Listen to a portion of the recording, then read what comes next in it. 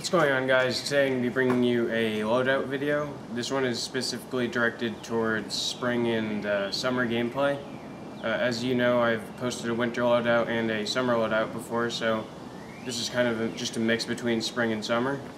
And this video will be divided into, several different parts just because I only have so much space on the table to show you everything. But yeah, without further ado, let's get started. Alright, so starting with the footwear.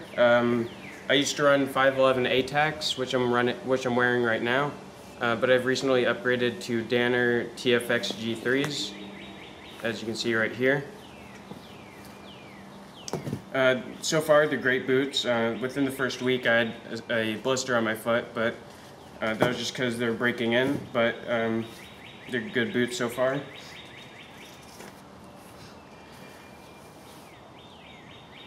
Alright, as for pants, I'm running Cry Precision G3 combat pants with the knee pads, as you can see in there. In my right pocket would normally just be my phone, and my left would be my wallet. As for my shirt, it's going to be a Cry Precision G3 combat top, IR American flag on the right shoulder, and call sign patch on the left. This is, Southern Connecticut Airsoft actual. This is something I made up. This is likely going to be changed out for a Peraz Designs call sign patch. It's going to say something different, which I'll show later. Alright, moving to my first line kit. This is the Cry Precision MRB, or Modular Riggers Belt. I used to run the Tier Tactical Gunfighter, but I switched to this over that because I found that, well, since this has an inner belt, as you can see here, this actually can go in your pants. So it'll act as a pants belt, and it'll also hold your battle belt up. So that's the main reason why I switched battle belts. Alright, so on the far right side of the belt, we have the Cry gun clip, which has my Tokyo Marui Glock 17. Parts list and stuff like that for this Glock will be in the description. Next, we have the Omega Carabiner. This one is not made for climbing, but it doesn't really matter because this is just for airsoft, and it's just really to hold my gloves onto. But anyway, on the Carabiner, I will keep my Blackhawk gloves. I've used these for several years, as you can see, because they're really worn. They're great gloves. Otherwise, I wouldn't be running them, obviously. Moving on, we have the EGL roll-up. Roly-poly, I think is what they call it. This is the EGL dump pouch in Coyote Brown. I've had this ever since I used my 609 4, which was, I don't know, 3 years ago or something like that.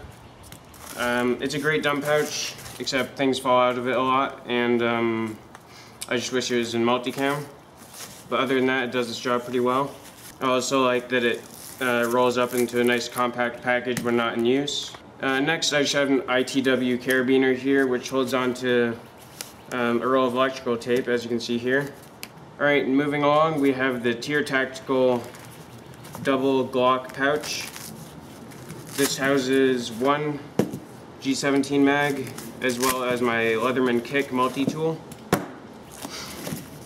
One thing that I've been thinking of is, instead of putting my multi-tool in here, I would put it right here and move this to the right a little bit, and I would get a separate pouch, which would be a Leatherman pouch, because as you can see here, there's a lot of distance between the multi-tool and the top of the pouch, so that means it could fall out kind of easily. But moving along, we have the HSGI Taco and multicam, obviously. I like this because it's a really quick draw, and also it stays in place pretty securely with the Kydex sides. They're plastic, I'm not sure of the exact material. But it comes out pretty easily and stays in there pretty easily, so I like that. Alright, moving on, we have the Cry AVS, or Adaptive Vest System. I got this about 2 weeks ago, and I can tell you right now that it's a lot better than anything I've had in the past. Not just because of price, but honestly, the harness system takes a lot of the weight off your shoulders and distributes it a lot more evenly across your body, so it feels like you're carrying a lighter load. Alright, up front we have my name tape, as you can see there. IR multicam American flag patch. Alright, so up front we have the 5.56 M4 flap, closed top obviously. I carry 3 Elite Force M4 mags. Honestly, I'm gonna transition to a different mag right now because, as you can see here, let's see if it can focus. Alright, so there's a little cut right here, and the mag also likes to split in half when you're loading it. So they're not very durable. They feed okay, but I just need a more durable mag. Alright, moving to the left side of the plate carrier, we have 3 infrared chem lights. These are actually expired, and they may or may not work with the actual IR or night vision devices, but it doesn't really matter because they're just there for show. Moving a little further back, we have the Tier Tactical 5x5 pouch. This just holds some batteries, speed loader, and a LiPo battery tester. Alright, moving to the opposite side, we have the CAT tourniquet. As you can see here, it's held in place by a rubber band, which I just weaved through the molly. And also I have some med shears, which just go behind the tourniquet. Alright, next we have the Tier Tactical SOF IFAK Micro Cutaway. This actually holds some medical supplies, just because I'm a believer of you should have some medical supplies on the field, because there's not always someone there who has it there for you. And also you don't really need training for this stuff anyway, because they're just to stop bleeding, and it's really not that complicated of a procedure. But I have some gloves here, 3M medical tape, quick clot, Israeli bandage, another Israeli bandage, some burn cream, sting cream, band-aids and stuff like that. And the cool thing about this is they can rip this off, and it's there's a bungee cord here, so you can just rip it away and it'll stay to your body, or stay to the pouch rather. And you just put it back in place with the Velcro. Alright, moving to the back of the plate carrier, we have a couple of Uzi flex cuffs, 3 green chem lights. Alright, under the chem lights and flex cuffs, we have the Tier Tactical 8x6 pouch. This houses a speed loader, some ammunition, a couple of LiPo batteries, and that's it. I don't normally keep the ammo in my back all the time, just because what will happen is it'll be really back heavy, and it just won't feel, plate carrier won't feel right. But when I go to longer games, I will keep the ammo in the back, and what I'll do is zip this off, because I forgot to mention, this is a Cry Precision zip-on molly panel. It's just the slick one without any pouches or anything. But anyway, what you can do is you can zip this off, and if I need to, I can have a teammate just zip this off. I know I'm making it look really complicated, but it's really just about pulling the zippers.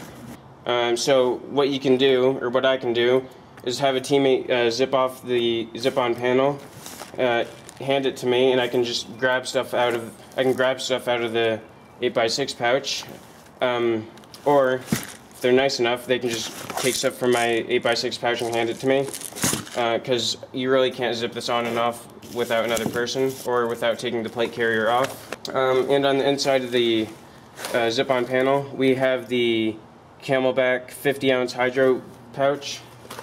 But on the back, it's totally slick. Don't need anything on there because I'm running the zip-on panel. Now that we have the plate carrier out of the way, we can talk about the helmet.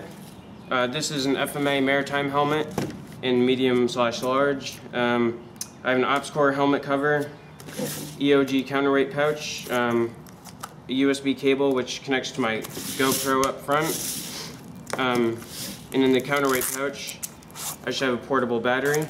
It's 10,000 milliamp hours, so it's more than enough for any game I play. On the right side we have my call sign patch. On the left side we have an infrared American flag patch, and up front, which go under the counterweight pouch, I have the Lancer Tactical goggles. I kind of feel silly for running these on such an expensive kit, but I don't really feel like I should upgrade them just because they fit to my face and under my goggles, or under my glasses pretty well. So I don't really see a need to upgrade those just yet. But up front we have the GoPro Hero 3 Black Edition Plus, and the case is spray painted Acryl. Alright, moving to the last piece of kit, which is probably the most important besides eye protection, is my main gun, which is the 4CRL SOPMOD Block 2. As you can see, it's pretty decked out with accessories, and I've painted it and stuff. Internals and externals will be in the description, but I'll go over a few things about it right now. First of all, we have the Daniel Defense RIS 2 and EOTech 553. Flip to side magnifier, as you can see. We have the Knights Armament Replica backup iron sights. This is the 2 to 600, and this is just the flip up front sight.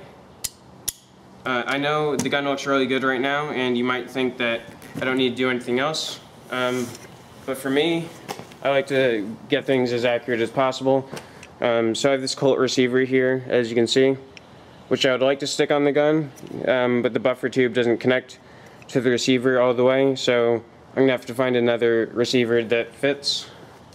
So yeah, the gun's shooting around 440 with 2 O's and 27 or 28 a second. I'm really happy with the result. This has been going on for about 6 months, maybe less, and I'm pretty happy with the paint job, and I'm pretty happy with the internals and externals.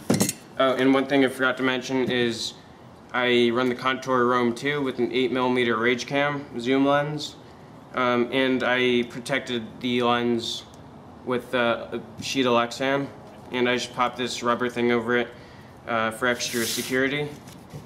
And as you probably noticed, I have another Lexan protector over the 553, and I don't keep anything on the EOTech just because it's really thick glass, so I don't think a BB could shatter that. Alright, so now, as usual, I'm just going to give you a 360 of the kit, and as always, thanks for watching.